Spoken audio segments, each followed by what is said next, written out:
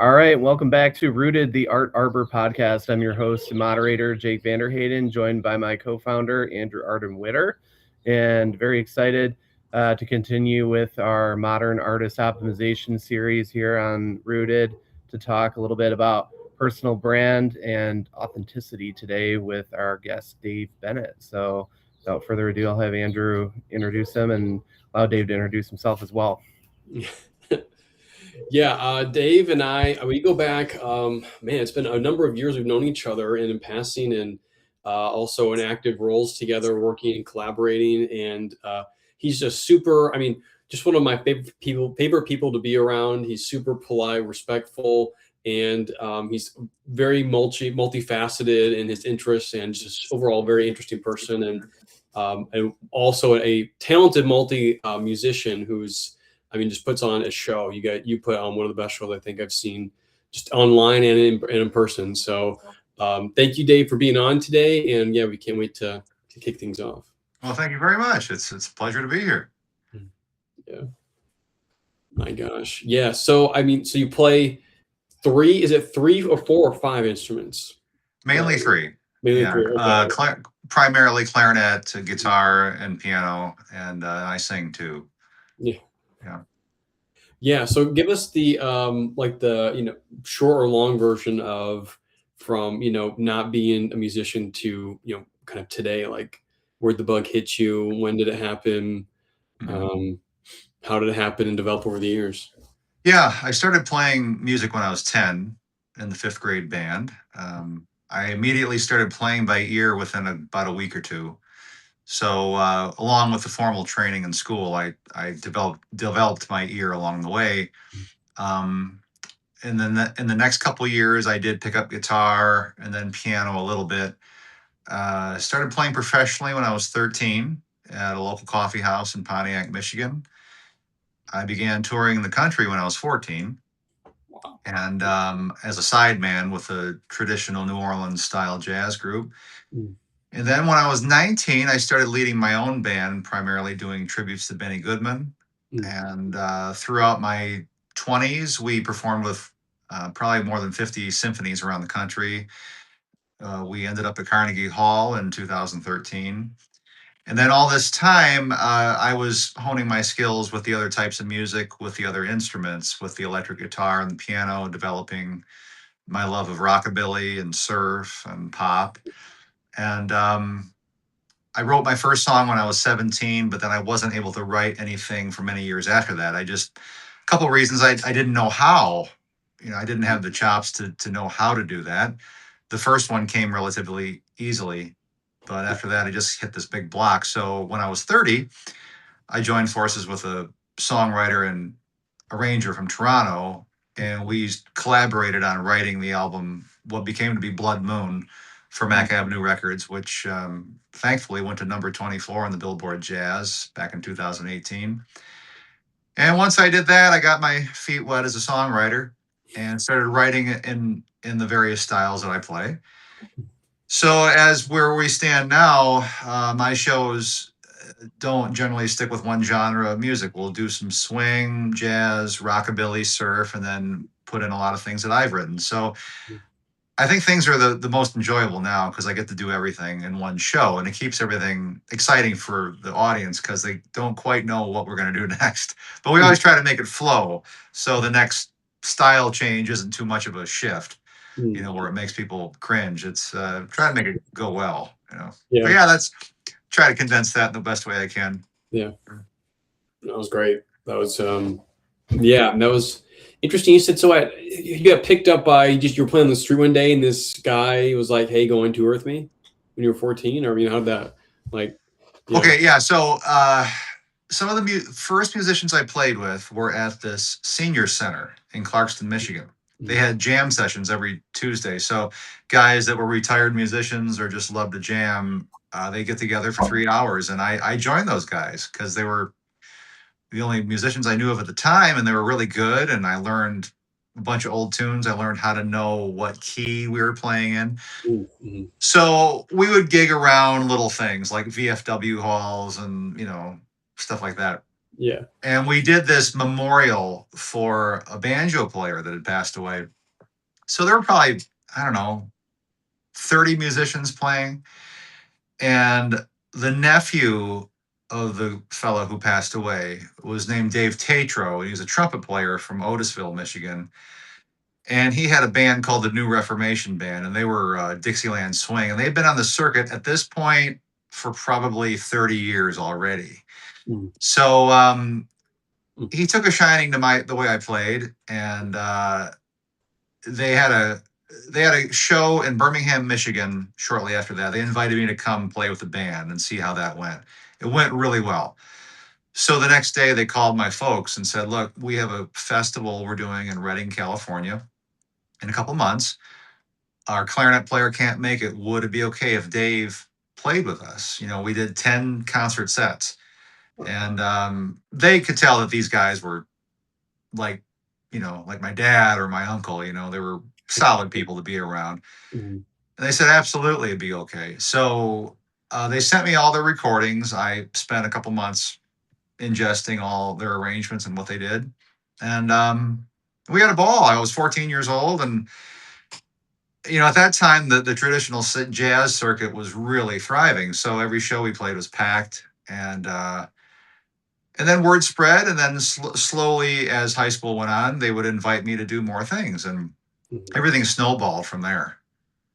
Wow. So it was a ball. I mean, be out of the state traveling. It was something else.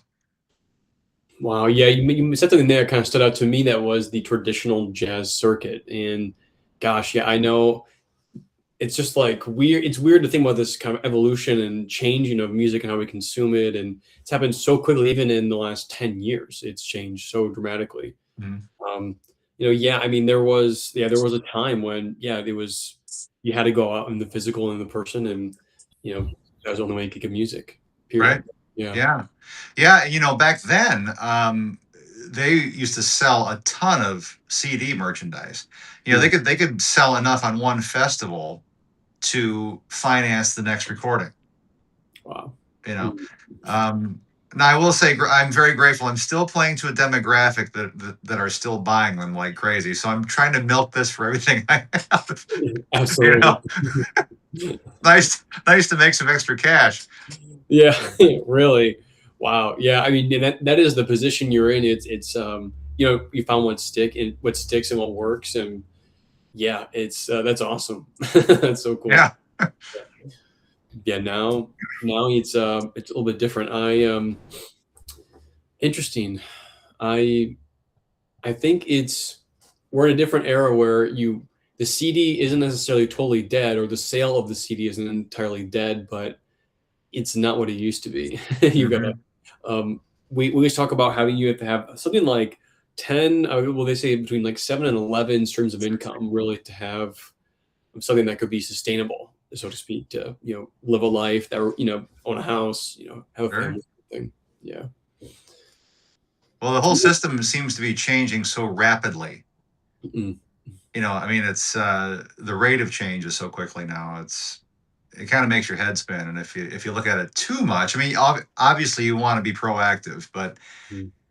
if you're an independent contractor, it can make your head spin Mm. trying to keep up with everything.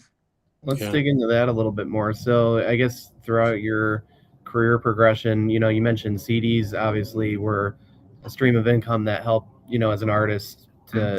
to stay afloat. But what are some other things that you've seen with the change that were something that worked and that was a good tactic in your business and that has changed and you've had to find a replacement for it? One of the big ones would be the absence of record companies now. So I was signed to Mac Avenue Records in 2012, and we did two albums that did very well. Um, so the fact that you don't really see that anymore, and you don't have another organization that's helping to invest in an artist and provide financial backing for them to experiment and go into the studio, that can make things a little challenging. However, it's also making the artist get creative on how they can record their own music in the various ways they can do it, either find studios independently or learn how to do it themselves. The thing that makes it tougher though is the marketing of it, because with the record company you had all that money that they could push behind marketing that would get you across the world. Whereas if you're an independent now, that's a little harder. The last 3 albums I've released independently, which have done pretty well. But it does make it a little tougher because you're the one filtering through all the challenges too. I mean, you're getting hit head on with it, whereas before you had management, you had a record company dealing with that side. You could spend more time being creative. Now you kind of have to do everything. Mhm. And as I say half jokingly, I have absolutely no social life, so it all works out. I can do it. But so it can Yeah. be challenging, but in my situation, I say, hey, I get to do this, and thankfully things are successful. So a lot of people have to get up and work a job they don't like and work hard at that. I'd rather be stressed out doing something I love. Mm, So mhm. it makes you count your blessings real quick. Yeah. I've talked to Andrew about this before. I mean, I got, just to be safe, I got my bachelor's and master's in accounting Mm. from Oakland University. Now, I never did it. I never worked in the field. I know enough of it to do my own business, but I can't tell you how many days I get on my knees and thank God that I don't have to do that every day for a living. If as long as we're being transparent. Yeah. I mean, it's Yeah, I I do know enough how of that it. goes. Oh God, so yeah, it's a good life. Yeah. Yeah. Yeah, it left my mind that your understanding of accounting and finance, and yeah, I bet that has. Well, although has that been a big help for you as your business has grown over the years to have that fundamental understanding? Yeah, I mean, people think that with accounting, it's so much math. Well, not necessarily, just your basic arithmetic.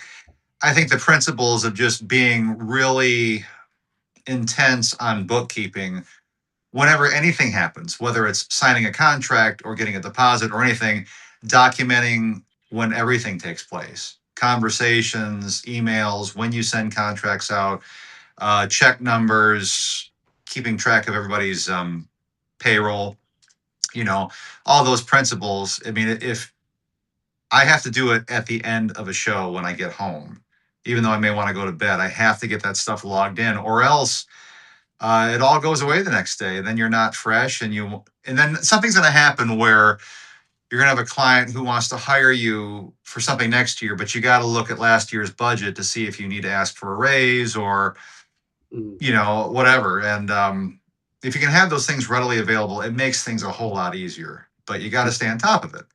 Mm. So those sort of principles have helped me, because a lot of musicians I know are not always necessarily real good at the bookwork, you know.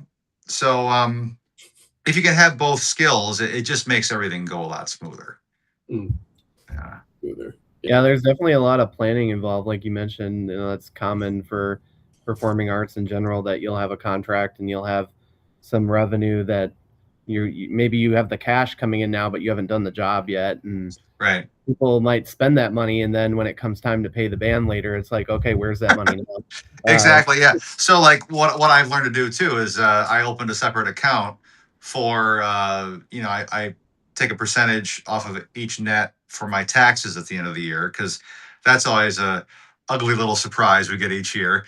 And then the other part is too, if I get deposits too, I just have that account there, so that stuff is always safe. And then when I play the gig, release the deposit, reclaim the balance. So yeah, I mean, you don't want any surprises going, oh yeah, where's that money? It's a horrible feeling.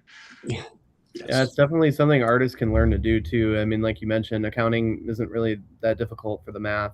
It's more of just a system and a process, and of course the basics of budgeting and Sure. tax strategies and things like that. Putting those in place can really make a difference. I think you know it's one thing to say, hey, do I have income coming into my business? But if it's just because of mismanagement of the money that you're not able to pay your bills, that's, an easy one to fix, where you're not, maybe you are charging enough for your services, you're getting that income in, but you're not managing it well, and that can lead you down a troubled path. So that's something we definitely recommend to artists. Of course, I always give my shameless plug. Andrew is doing bookkeeping now, and he's been inspired to pick up that craft, and definitely something we can help with if anyone's listening out there. But I'm sure Dave could also help as well. We all have a little bit of accounting in us on this call. So yeah. Well, too, I've also learned that if you don't know what to do, make sure you have good resources where you can reach out for help. So like for instance, when my taxes, I mean, my uncle used to be CFO for the Detroit Lions. So I mean, he's a master at this sort of thing, way more than I could ever dream of knowing. So I constantly go to him.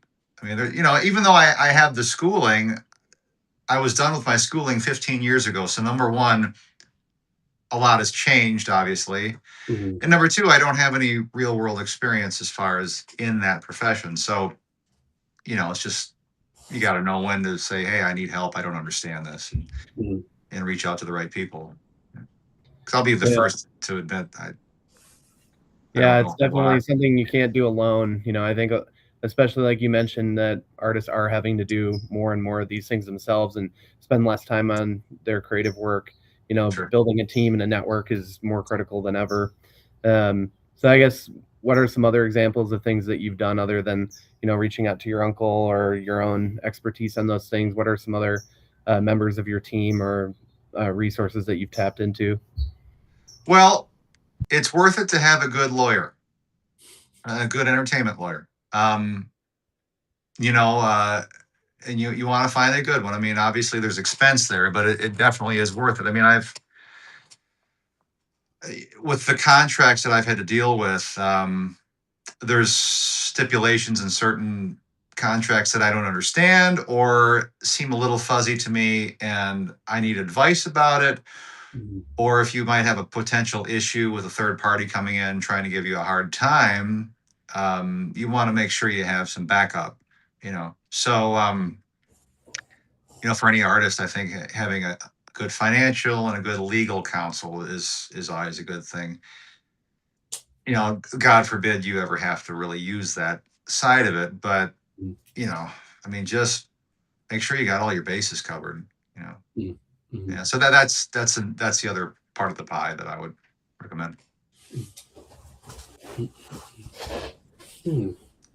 So going back to earlier in the conversation, kind of your origins and how you got started, it really seems like your personal brand is what drove you into your success, that kind of launched you into that touring and everything that led through that progression. So obviously, like, going and meeting the right people, being in the right spaces, and obviously, putting yourself out there is part of it. But what were some things that you did, or that maybe you didn't know at the beginning, that you learned that helped you to really establish yourself with those individuals, that they built that trust with you to even invite you on that tour that first time that you went? I'm not sure I gave those things too much pre-thought going in. It might stem from basic job skills, like my dad and my grandpa were two of the hardest working guys you'd find, and when they did a job, they nailed it. They didn't brag about it.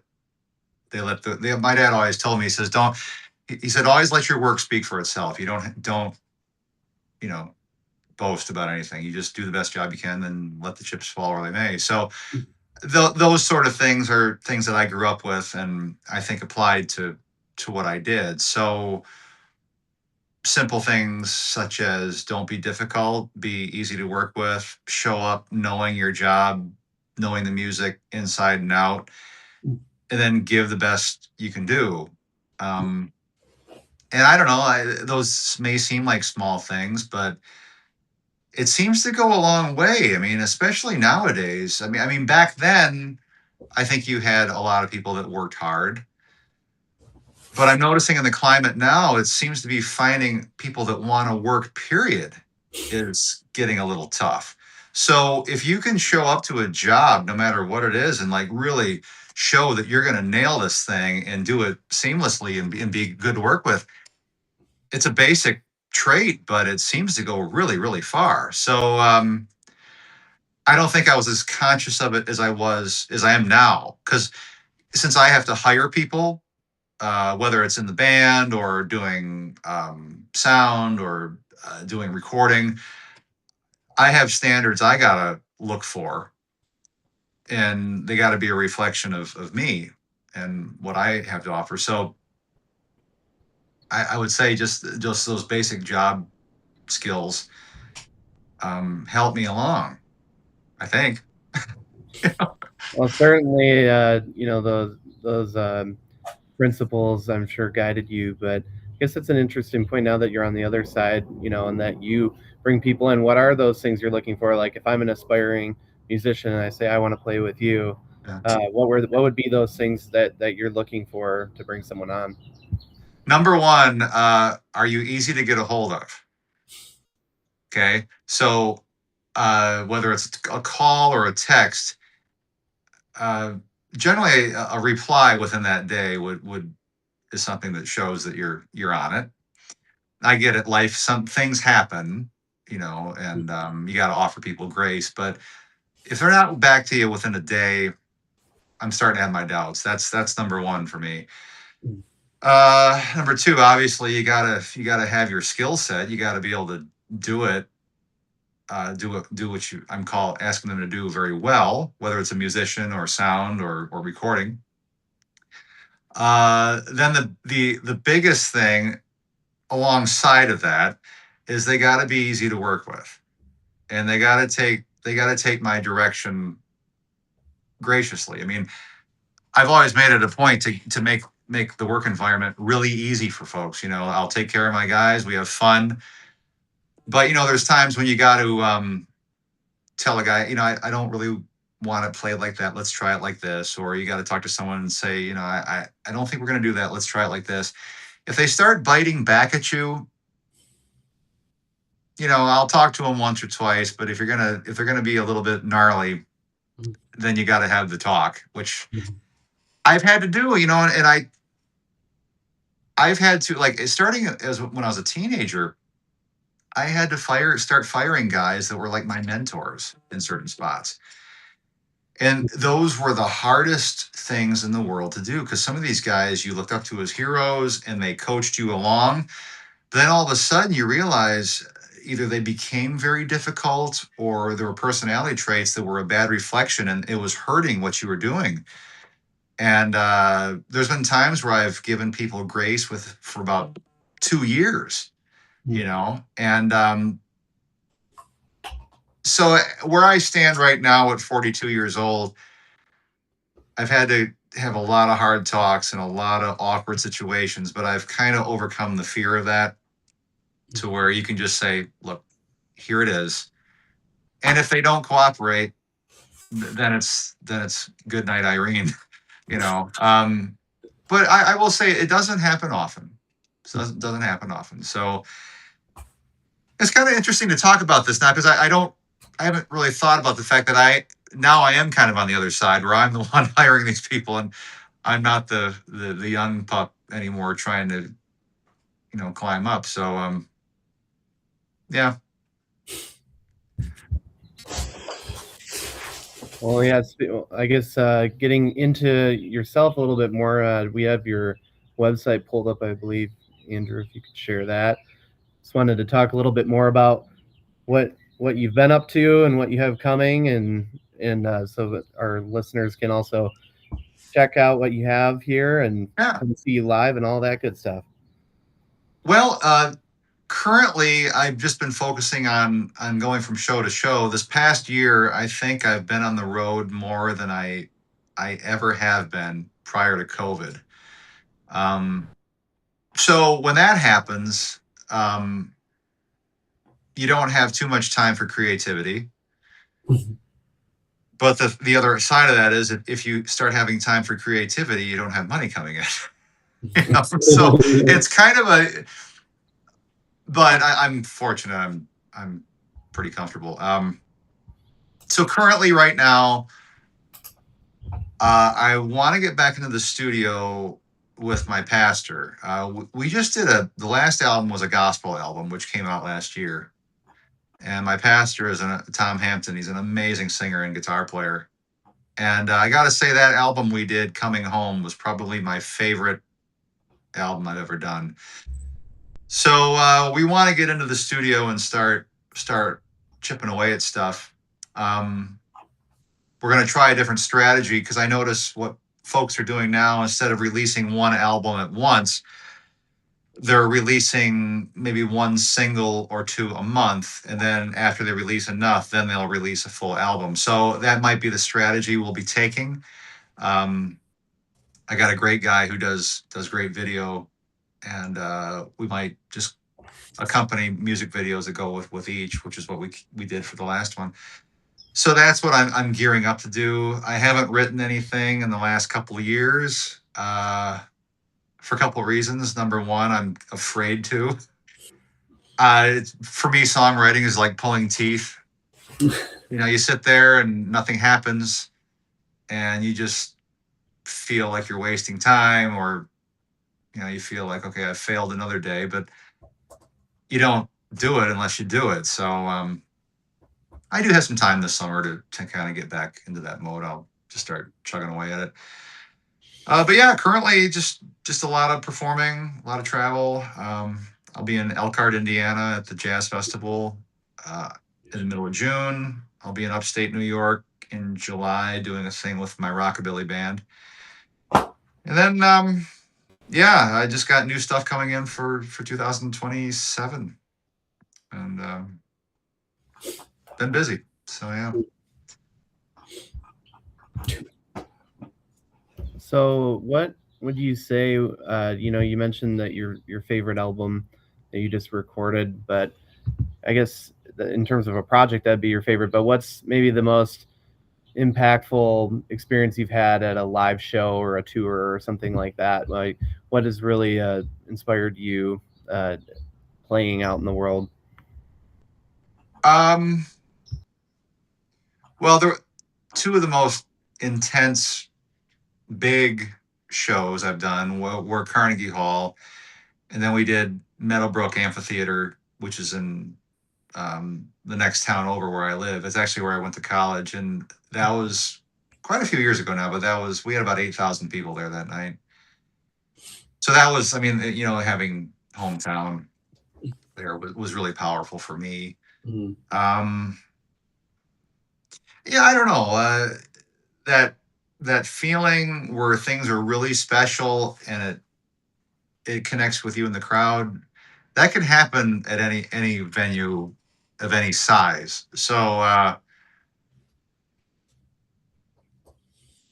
trying to think of anything in particular. I did a jazz cruise in March, and I got to be on there with a lot of my heroes and play alongside them. So when I got kudos from them, it was a really special thing, because I looked up to these guys my whole life. Guys, clarinet player from New Jersey named Alan Vichet, and he's been a hero of mine since I was a kid. So he called me to play this thing, and getting to play alongside him and have him share some very kind words, it really meant a lot. So yeah, I don't know. Everything is going well. Every show is wonderful, so it's kind of hard to pinpoint things.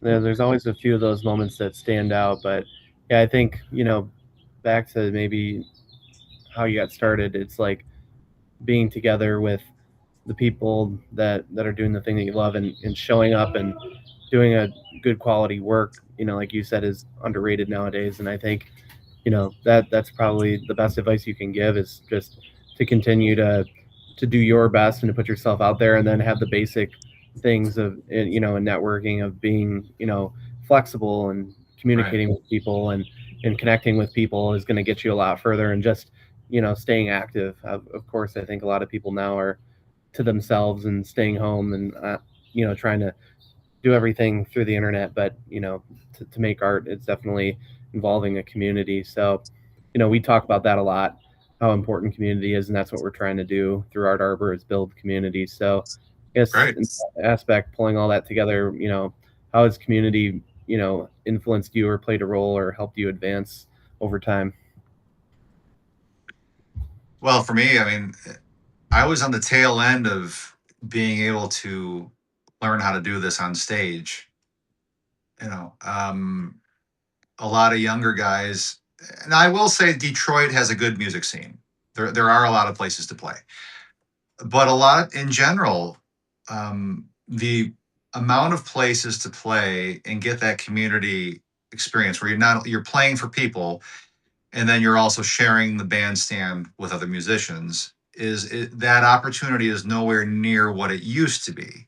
So um, for me, I was on the tail end of where you could still kind of in that old school thing where you could still learn the old way. And maybe that's where I got my biggest education, was watching how musicians interacted with the crowds, how they interacted with each other, and then also learning what not to do. When you see certain musicians that are, or people in general that are difficult or belligerent or egotistical, and seeing over time that sort of attitude may have hindered their ability to work more. So as long as you people watch and you absorb everything, I was able to find out what not to do. And if you're having a bad day and you're not feeling friendly, just keep that to yourself and do your job. So yeah, being in that a community sense had a huge impact on why I operate the way I would today. You know, yeah. So with a lot of those spaces being gone, what would be some recommendations you'd have for ways for someone coming up to find that community, or ways maybe that you've tried to recreate that feeling that you had coming up with what you're doing today? Well, I think probably do a little research on where there are certain places or cities or areas where there is more of a scene to be a part of.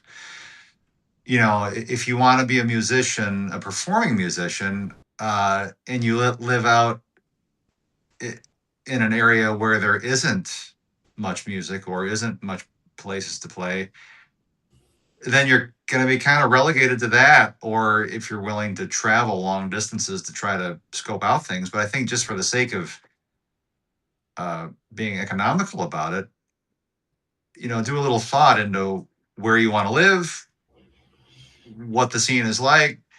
And if it is flourishing a bit more like Detroit, then maybe a neighboring city.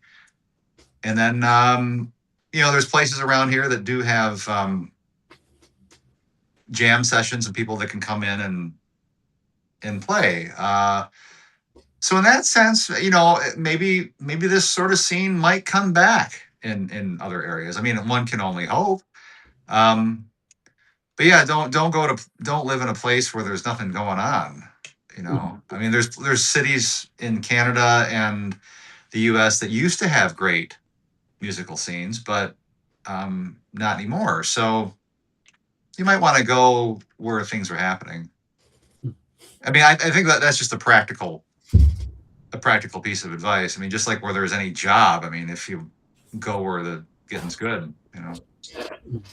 Yeah, because you'll of course find the community there and kind of absorb into the environment, and then find.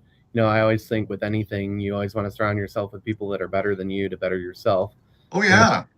and that's hard to do when you're not in a place where those people aren't. So Wow. I think we've said it a few times on the podcast in the past here. It's just like putting yourself into that situation and in that network is going to advance you, even if you don't feel like you're ready. I think Yeah. going into the deep end sometimes is what you have to do to put yourself there. Well, I realize that about anything, like even where I am right now. If I have to kind of be my own person to push me along, because when you're self-employed, you don't have anybody else kicking you. You got to motivate yourself. So, uh, I found artistically, I have to keep putting myself every day in a place where I'm really uncomfortable or really frustrated, because that means I've hit that wall. I'm like, okay, I found out where I'm weak. Okay, I got to keep working at this. So, obviously working past those places is very painful, because after you've worked for a number of years and you get to a certain spot, it is easy to coast a little bit, because you're kind of tired of fighting and you're tired of, like, showing up and laying into it. But, you know, I found I got to, no, just go there. You'll work through it. And, like, for instance, there was something I was working on, just a side note example. When Jerry Lee Lewis was very young, there's some recordings of him alone at the piano. And for the life of me, for years, I couldn't figure out what he was doing with his left hand. Because the recordings were pretty bad, and I'm trying to transcribe this. And one day I thought, you know what? I can do this. I don't know how long it'll take me, but I can do this. So I spent like an entire day on this thing, and I couldn't believe it. I actually got it. It was painful, but I got it. So I thought to myself, okay, something that I thought I could never do, maybe I can. So it goes with your point about just staying in that spot where you're uncomfortable and just keep chipping away at it. Yeah, I think, challenging yourself is the ultimate uncomfort, right? Where you're like, I can't do this thing and I really want to do it. And that drive, I think, Yeah. is what really pushes you to be your best. But just kind of getting into, how you have developed an experience, because I've seen you play, and definitely, back when I was working with the West Michigan Jazz Society, Yeah. it was always such a big buzz if we had you coming to something. Oh, that's very nice. Thanks. And you know, just share with the audience, like, how, besides showing up on time, playing really well, hiring a good band, like, what are some other things that you do, with your branding to come to an event, and while you're at the event, how you create an experience with the audience, and like what you mentioned, some of your mentors and things over time had passed down to you. One of the approaches I have on stage is to make each concert feel like a conversation. So making everything not only musically relatable for the folks, but when I talk to them, I try to keep it really comfortable.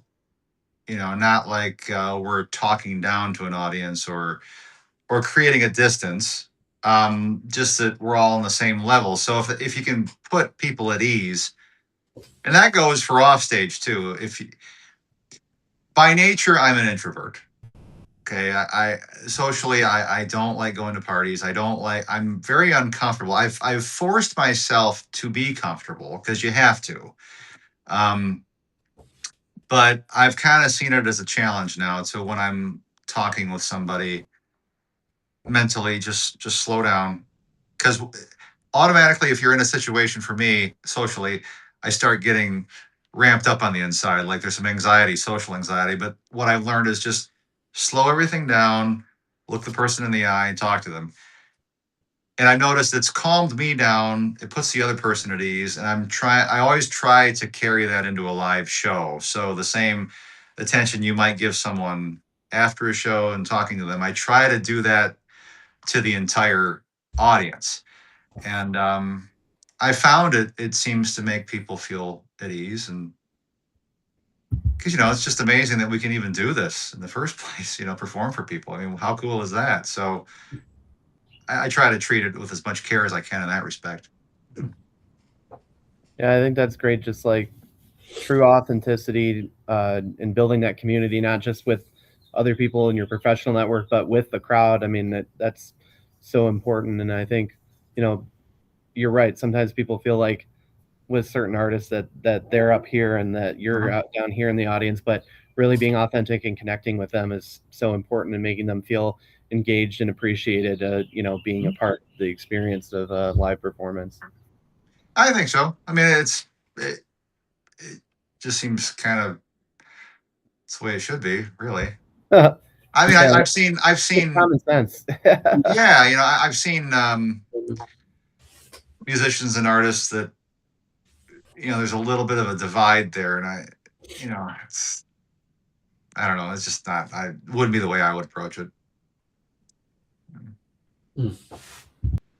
Yeah, that is really special. I mean, even if you're another artist from a different lens or different medium, like visual art or whatever it may be, there's still a level of, like you said, this kind of communication or dialogue that's happening that can be, yeah, that can resonate so much and make it, something that you can connect with versus, yeah, like you said, this moat between the art and the consumer. Right. Mhm. Yeah. Yeah. That is really cool. Now, what I was thinking earlier when we were talking more some of the business side of things, what has been kind of your what is maybe some like are you hiring someone to do some of your marketing for you? Are you doing it like how active are you doing it? How do you get say more gigs or increased income for your business or like how do you frame the kind of growth trajectory? Currently, the phone's been ringing off the hook. So I can only say currently it's the grace of God because I have no other explanation for it. I really don't. I wish I had a more of a concrete answer. Yeah. I mean, obviously, I'd like to have a management team and things to help me, and people to help me do what I can't do. I ran into some difficulty in those areas, but so I would never shut the door to any of that, But yeah, currently I just been kind of running the whole thing myself, which is a lot. But for the time being, it's okay. Yeah. So I mean, that must really speak. The phone's ringing off the hook. That just didn't happen. I mean, that's a testament to everything that you've done and that reputation that you've built. That people are coming to you. And I think obviously a lot of people struggle with that. So I think it sounds like just the basics and persistence. And I think a lot of people uh, they give up before the point of where they really hit their stride. And I think that's something that we've tried to do even here is just be consistent with things like we're not the number one art business podcast out there, but we continue to do it and try to improve even our setup, and of course having great guests on, and continue to put things out there. And I think that persistence is what really gets you along. If you have any thoughts on that. well, I believe me, I've had my dark moments. Where I wonder what's going to happen. Each year I'm wondering, okay, how's this year going to look? And sometimes I make things happen. Sometimes, a lot of times, they come into my lap. We just had this is tying into your question. So we had a festival that we've done every year in British Columbia, which we were all set to play this September, and they just emailed us and said, we're closing the doors. It's not happening. It's like, so I thought, okay, that's income, that's music, that's travel. So I reached out to another venue, Mhm. this one in Michigan, and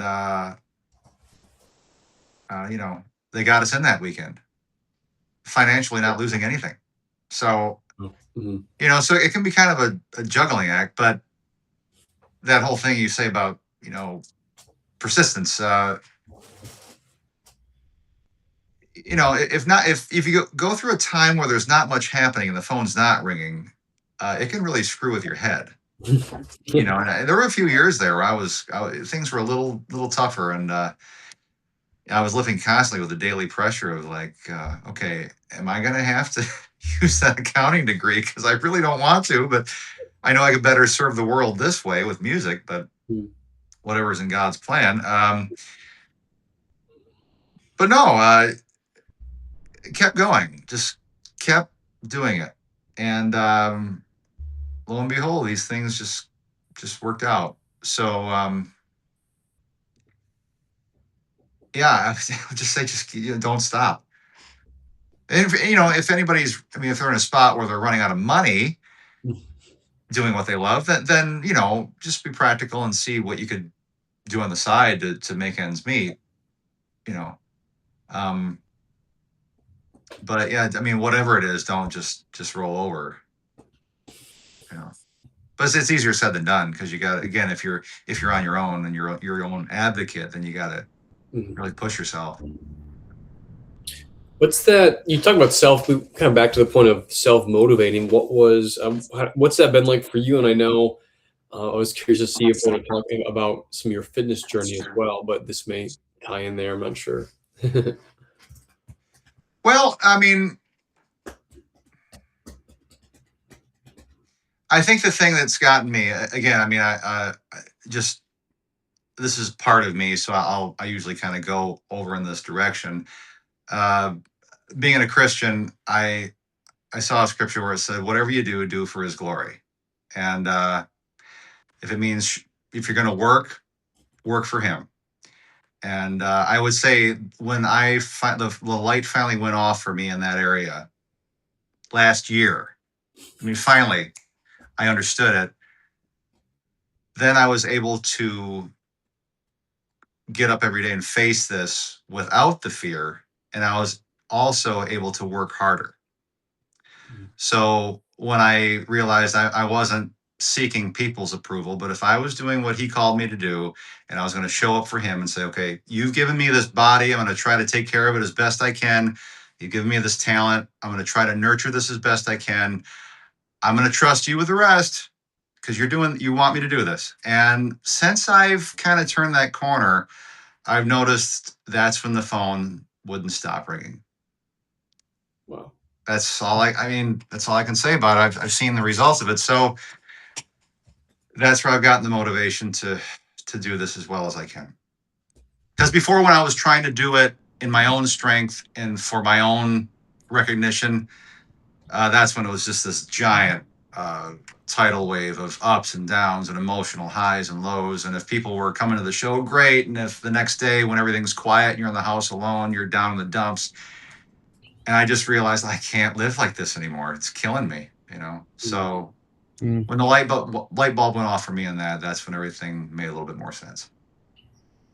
Oh, that's really powerful. It sounds like, just committing to the best version of yourself and almost like detaching, from ego is one thing in general. When people can really just, serve others and serve their gifts and things that you can really bring out the best in yourself. And it's really great to hear that has benefited you. And Yeah, definitely something, we talk a lot in here about the logistics, like posting on social media and how to book things and how to get your art out there. But like, that's why in our modern artist optimization, we have this whole section of it that's about personal development, because really that journey on your own personal development and that persistence and all these things that we've had in the conversation today are so critical to actually executing on all of those other things. Because if you don't really have that inner peace, I don't think that you're really going to be able to do all those other things effectively.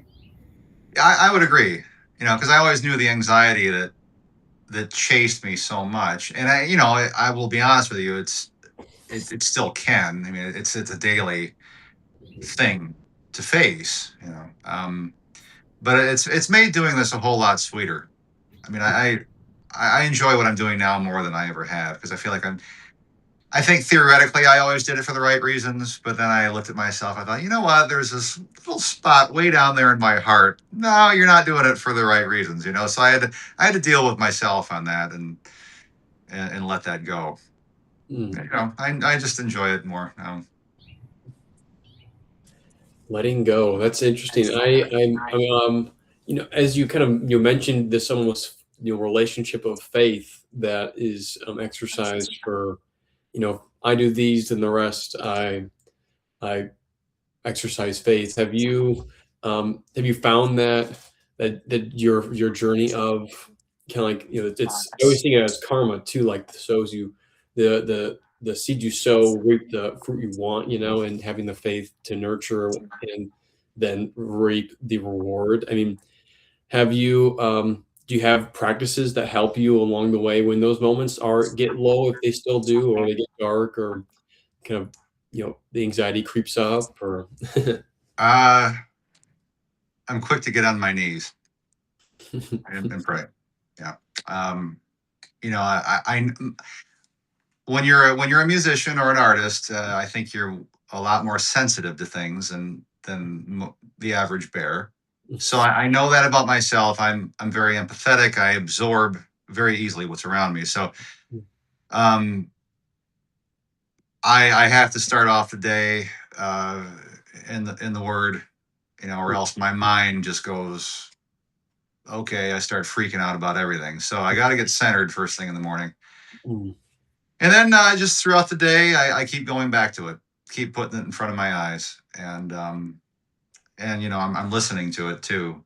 So because my mind is so vivid and so clear with thoughts and words and conversations that I remember that I've had with people or future conversations that I could have. Mm. Um, I, I know where those trap doors are, so Mm. I need to kind of keep the right things in my view, Mm. you know. And it's given me a new level of boldness too, to just be more straightforward Mm. with people when I need to be. I mean, I don't think any of us like conflict, but it's made me not afraid to just address like that whole thing about letting people go. Mm. Those things were like these huge mountains to face, and whereas now, after you've done that a handful of times, along with finding out where your faith stands, he can give you the power of boldness to just address things, and you don't have to do it in a worldly way where you get angry. Mm. But uh, yeah, it's that's helped me. So I know the things I have to do in the morning, throughout the day, and before I go to bed to keep me operating. Because Yeah. I can go off track real easy. Yeah, I like that little kind of, you just give yourself a little in the morning, little in the afternoon, little in the evening. Um, yeah, having those little practices here and there. And it's crazy what 5 minutes can do. Like, Oh, yeah. absolutely. I mean, our minds are so what does it say? We're fearfully and wonderfully made. I mean, there's so much complexity to how we've been created, and I know my deficiencies, and there's a lot of them.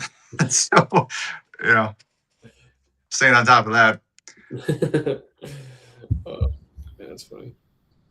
I guess as we're getting closer to our conversation coming to a close, I wanted to make sure we had some time to talk about just some kind of career reflection and maybe a piece of advice you would have gave your younger self from your perspective today, and or advice in general to give to someone that's starting their journey or not as far along the path as you have come in your career. I think if I could talk to my younger self, it would be chill out. I used to be wound pretty tight. Pretty serious-minded young man that was very intense, and I think I caused myself a lot more stress and internal suffering than I needed to. So that's what I would tell me. Of course, I still tell it to myself every day. Um, um, Other people, I would just say whatever you're called to do, whether it's music, art, or whatever it is you're called to do in life, work as hard as you can at it. Know your craft as well as you can, and just show up to your job early. Maybe be the last one to leave, and be nice to people. I think the rest will follow itself. Yeah, I think it's just the basics: kindness, respect, Yeah, authenticity, hard work.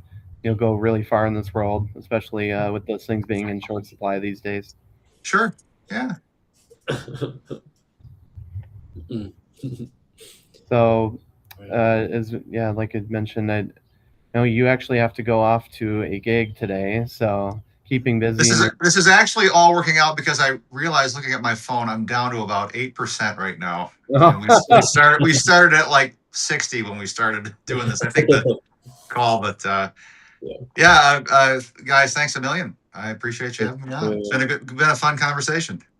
Yeah, thanks for coming on. Really appreciate your thoughts and some insights into how you do things and how you think. But of course, want to highlight. We'll put your links down below in the video here. But we shared on your website a little bit there. You'll be around the country, so not just in Michigan, but and I saw in Ontario as well, right? Yeah. Upcoming.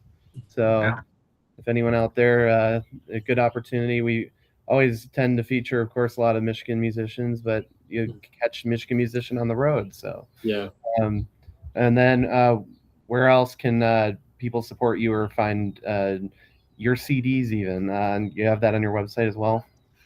I don't do the CD, like the hard copy sales on my website, because that means I gotta, personally Shipping and ship, so that's, but come to the shows. We always sell them at the shows, the hard copies. You can stream everything. We're on all streaming platforms.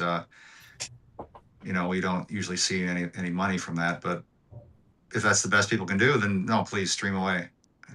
So yeah, take it all in. Well, again, thank you for coming on episode 23 of Rooted, the Art Arbor podcast. Sure. And we will look forward to seeing what you have coming soon. And we really appreciate your conversation today. Anytime, guys. Hey, you guys enjoy your day, okay? Hey. Yep. Thanks for listening, everybody. Thanks for listening, everybody. See ya.